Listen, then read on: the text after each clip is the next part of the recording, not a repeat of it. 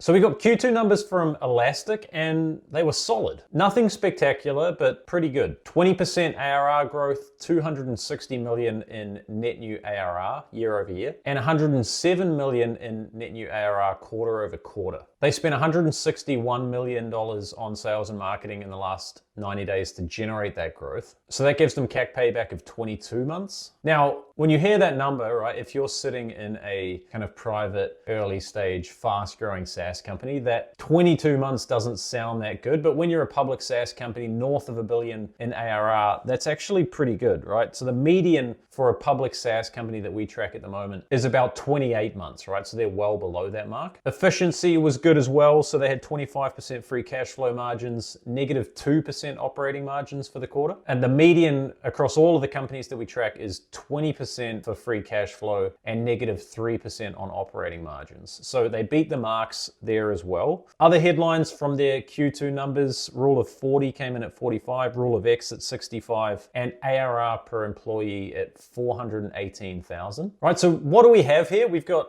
a SaaS company kind of performing above the median across kind of all of the core SaaS metrics with a market cap of about 9.5 billion, right? So that gives them a ARR multiple right now of about 6 times. Right, so just 6 times ARR multiple for a company kind of beating the benchmarks across the kind of the median of the companies that we look at, right? And why is that?